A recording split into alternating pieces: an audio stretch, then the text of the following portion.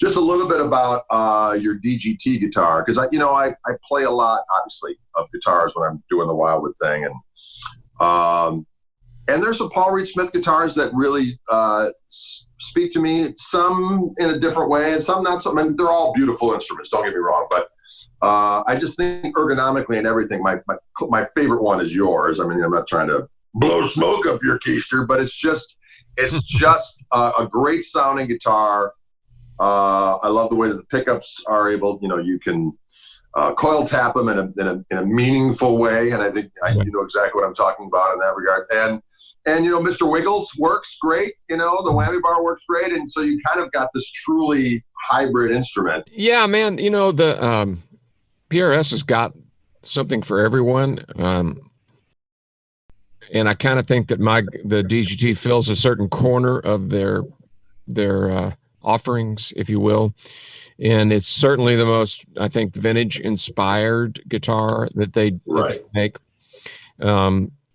I've been playing PRS guitars since they became a public company, and have been actively, fortunate to work with Paul, since a couple of years after that. I met Paul in '87, and we have had a back and forth dialogue about guitar making, pickups, tone, all that.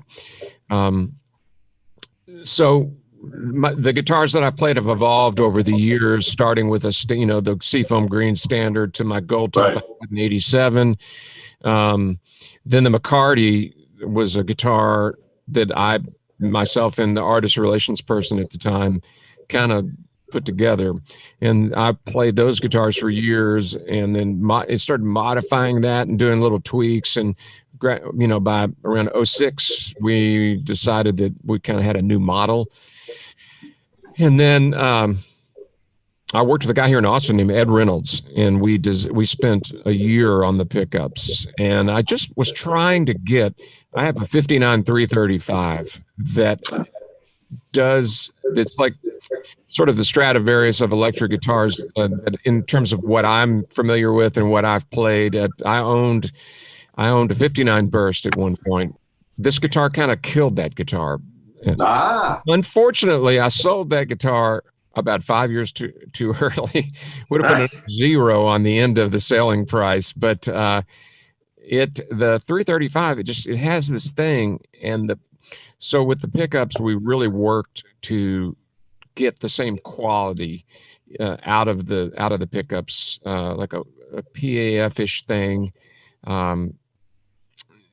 which varies widely. You can pick up 10 guitars with PAFs, and they were wound by hand, and somebody was smoking a cigarette and forgot to turn the machine off or whatever. But this guitar seems to have the really nice balance between clarity and still being, having some mid-range drive to it. So I've played PAFs that were just basically like really bright, almost at the telly range, which those are great too for certain things. But we were kind of shooting for we used my 335 as sort of the ballpark on the pickups. And then we changed the electronics to where the 2 volume controls, and the bridge pickup volume control is closer to my little finger. And the neck shape we worked on, we changed the frets.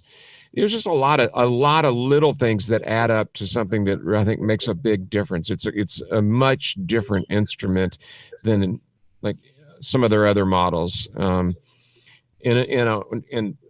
I mean this complimentary towards PRS, but it's sort of the PRS for people that don't normally like PRS. It's it's just a different breed of cat than their other guitars, and it has really served me well. I did a session here last week, and I went through, literally, I just could not get the sound I was looking for on this solo that I was cutting for someone who's very specific and very picky. And I'd already loaded the track up with guitars. And so, that's an art into itself, is layering. Right. You got to be really careful you're not repeating the same frequencies, but overlapping frequencies, and not too much mid-range buildup, not too much low-end buildup and everything. But I went through about 5 great vintage guitars and amps, and man, at the end of the day, I picked up my 10-year-old DGT, and then the PRS amp that I worked on with Doug Sewell.